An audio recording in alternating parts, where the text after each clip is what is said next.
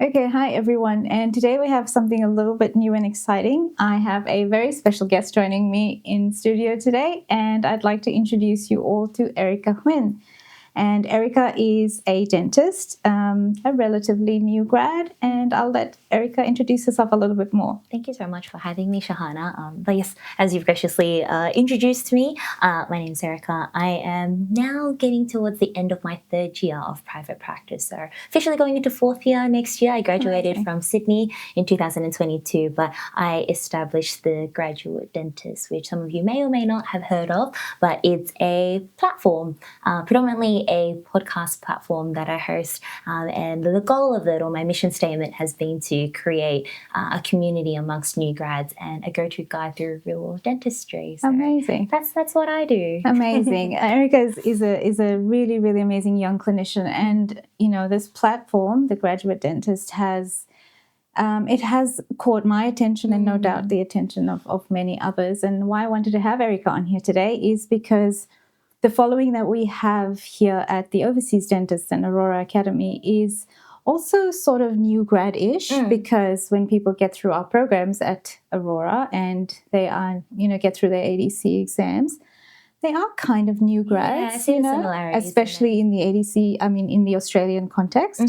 So I thought it'll be a good thing to introduce, your platform to the followers of mine, because I do believe that they'd have a lot to gain, by just becoming aware of your platform. So how about you tell us just a little bit about some of the projects that you have hosted in the past? Yeah, so I always say that the Graduate Dentist is very much a passion project that was born out of the realization that my journey in dentistry is not unique. So I've been actually podcasting for quite a number of years since I was a dental student. And for a very long time, I thought of myself as just the facilitator of these interviews. And I was bringing on all these senior dentists from, all different fields of dentistry and to share their journey. But what I didn't realize was that as I was hosting these episodes, people were also connecting with my journey being a student and talking through the struggles of being a student and then becoming a new grad and talking about that. And that was where I realized that oftentimes dentistry is very isolating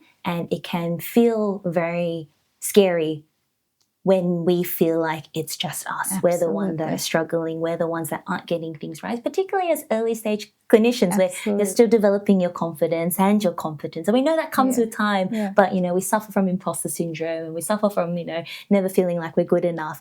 And so I realized that by sharing my own experiences, people were resonating with it. And, it's been a goal of mine is to let people feel not so alone. So the podcast is one thing. I still interview guests and bring on people at all stages of their dental career. I obviously have my Instagram platform as well, where I'm often sharing like my own day-to-day stories and experiences.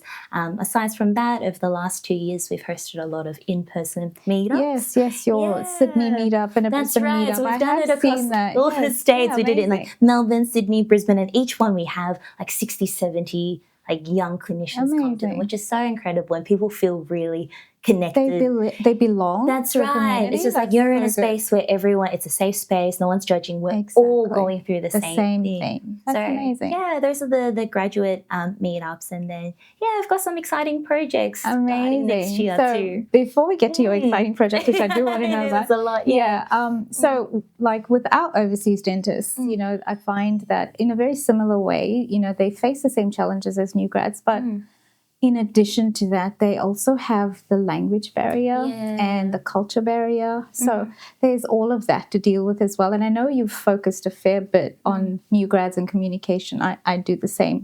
Communication is everything, So just tell us a little bit about communication as a new grad, just developing your confidence, but also building, a connection with your patient, having your patient be sort of trusting in you when you are such a young grad, What have you been, focusing on with regards to communication? Yeah, like communication, I think, is my biggest passion. I noticed, Same with me. We have that in common. We get along. But I am a strong believer that, as I alluded to before, that with time, that competence and the confidence comes. And we always say, like, you see these older clinicians that have been in dentistry for years and they look at the patient and the patient just trusts them because there's that authority. But when you're a new grad and you don't feel confident in yourself, how do you instill that trust within your patient. So what I've found over my few years of practicing is that the biggest thing you can do as a new grad is just connecting with your patient. Exactly. And so many senior dentists would say to me, like, if someone likes you and they know, like, and trust you, and you have that, what I refer to as the emotional piggy bank, right? Yeah. Where it's like they know that you have their best interest in mind. Heart, And you, exactly. And you communicate well, and you're able to explain to them that, hey, dentistry is not easy, and we're working in a difficult area. And we want to get a good outcome for you, but it's always, it's not always not always A to B straight line. Exactly. Not, And so I feel like if you're able to build that connection with your patient, and they feel seen, heard, and valued, then there's a lot more of that forgiveness. And it's what I always try imparting on our new grads is like, whilst you're still figuring out your clinical skills and you're still figuring out the whole dental side of things, the one thing that there's no barrier to is just learning how to communicate and connect with your patients. To connect with people. That's very true, because if you think about it, patients don't really care about your skills. They don't care. Like if you relieve their pain or you basically attend to their needs, they don't care about your skills. You care, and your Instagram photos care, 100%. And other clinicians may care, but patients don't care. Yeah. If you make them feel good, you make them feel heard, make them feel seen, they leave happy. Like this is my own personal experience. It's like what people say about, like, they don't remember what you did. They remember how you made them feel. Exactly. Yeah. And I think it's so true, because they don't see what's going on. Oftentimes I make jokes to my patients. I was like, this is a really cute filling. I'm like, I know you won't appreciate it, but I will. Yeah, if it something's looks really good. Exactly. Or if something's not ideal, again, I say to my patients, like, hey, you probably won't notice, but for my own peace of mind, like, I want to do it again, or I want to fix it. I get a good outcome. And I think as you guys, sometimes we're scared of admitting that, because it's like, oh, they're going to think I'm incompetent, or they're going to think, oh, how come I didn't nail it the first time? But from my experience, just being honest, taking ownership, patients are like, oh, wow, like, I appreciate that. I do appreciate that. And I appreciate you telling me as well, Yeah, no, great. Okay, so what we're doing in the future, so with us, what we do in our platform, and obviously this is a little bit extra because, my platform host, the Overseas Dentist, is to do some accent management, and we're doing accent softening and accent training, because we focus a lot on connection with patients. But if you sound foreign and if you don't speak in a way that they immediately feel comfortable with, you automatically an other, and the connection is harder. It's a barrier. Like we talk about barriers to communication. Having an accent is one of those barriers. It's just simply how it is. So that's something that I work on with, the overseas dentists coming through. So maybe you can tell me a little bit about the graduate dentists and what your future projects look like. Yeah, well, I think we've kind of, like, you through our discussion, as we said, it's like it's naturally going to come up, because exactly as you've pinpointed, Jana, like, my passion is in communication, and I realize that it's called the graduate dentist, but I will not always forever be the graduate dentist. And so I'm kind of at this point, as I'm evolving, entering my 4th year of private practice, at a really special time where I'm a mentor to some of the new grads within our practice, and we have so many students and so many young grads that are following us, right, and following the platform, that I think it's almost like a turn of a chapter or of an era where I'm now going from being the baby, graduate dentist, to having some babies. To being on the other side. And I'm feeling like I'm in a position now where I really want to share everything that I have learned over these last few years to our next generation of graduate dentists. Amazing, and so in the new year, I really want to launch a communication course. Amazing. And it's specifically for new grads. Exactly everything that we have said, Chana, about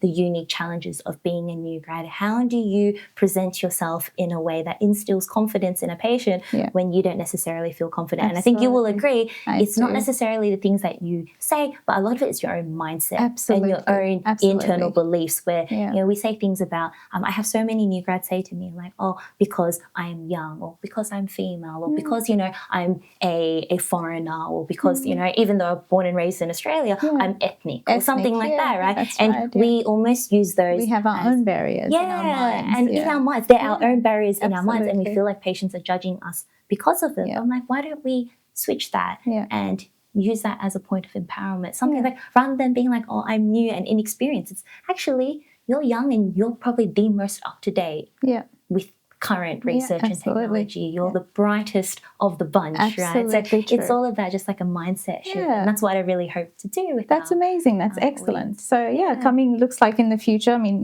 good luck with your communication course. I'm sure you'll do really well in it. We're launching our accent softening course and our accent management, sort of communication, but more based, and, targeted at, absolutely.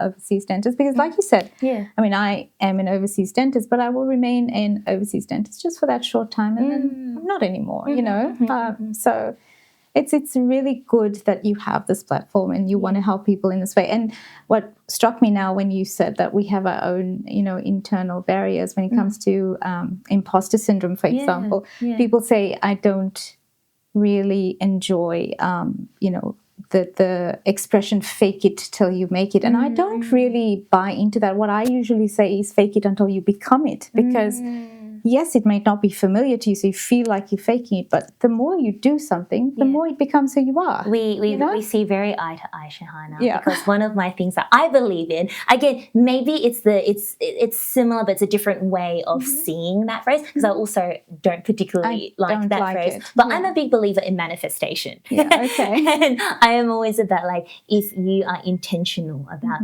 this is something that you aspire to be, by being intentional in that and you work towards practicing that, you become it. That. Exactly. No, that's absolutely how I feel. So I tell people all the time, be it, think it, say it, speak it.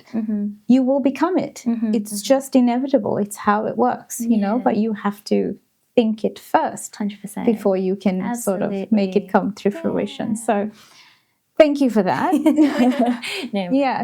I was thinking as well that, we also host some of our overseas dentist meetups. We have, a community going, and I thought that maybe come the future, our overseas dentists can join for one of your meetups when you have it, and, sort of have one big community of new grads who sort of, just working their way into Australian dental practice. And I feel like it's already been the case at like the meetups that I've hosted. It's always been such a beautiful amalgamation of just, new grads that have graduated and studied within Australia, and those that have come to Australia somewhere else, dentists, and they're going through that as well. And that's why when you reached out to me, Shahan, I was like, I see it already. There are so many similarities, and at the end of the day, we're all on this journey together. Absolutely. And we say, happy to have them. I'm really so glad to that you're here. Okay, so Erica, one more thing that I wanted to ask you, and I did notice it in your stories the other day. You've reached some kind of milestone on Spotify. I didn't really know what I was looking at there, so you can maybe tell me, clarify. There's a lot of numbers and there was a lot of numbers. Yes, clarify for me. It was very humbling, and I always feel this way, Shahana, where oftentimes when I record my podcast, much like when you're filming your content, it's just us in a little room, ourselves talking to a camera, and you don't necessarily know who are the people on the other side that are listening. And it's one thing going to courses or, being in person and you meet people, just like how you and I connected one another. It's like, oh, hey, we know each other. And it's like, oh, we actually follow each other's platforms. So that's one thing. But then what I don't realize is, like, through the podcast, just how many people are listening. And sometimes their numbers, they're almost just unfathomable is what I think. So recently Spotify did their like end of year wrap up of the year, and like the stats that they told me were crazy, where it's just like the Graduate Dentist is the top 10 podcast for 1,000 fans. It was like the number one podcast for almost 400 fans. I was like, that's 400 people where this is their number one podcast. And people were sending me photos of just like, oh, I've racked up like 2,000 minutes of just listening to like every episode that you have released. Congratulations. That's really nice. It's something to be proud of. It's so nice to realize that how many people you to get the recognition for it as well, because it's work. At the end of the day, we enjoy it, we love it, and it is a service that we provide, and we feel the responsibility for it. But it is work. Content creation is work. It's hard work. So congratulations. Thank you so much. Well done. I'm very grateful for it. And it's nice to see like things that I'm doing that's born honestly out of passion, and just there's so much love that goes into it, to see that people are connecting and resonating, and all the messages that people send me, or when I meet people in person, it makes my day. And it's just like, oh, it's so worth it. Well, it was so great to have you. Everyone, you can listen to this. There'll be links everywhere around this. You'll be able to listen to it on our platform, and probably Erica's as well. And just keep your eyes peeled for those links. And thank you for joining us. And thank you, Erica, for being here. Thank you so much for having me. This was so nice. It really was. Thanks, guys.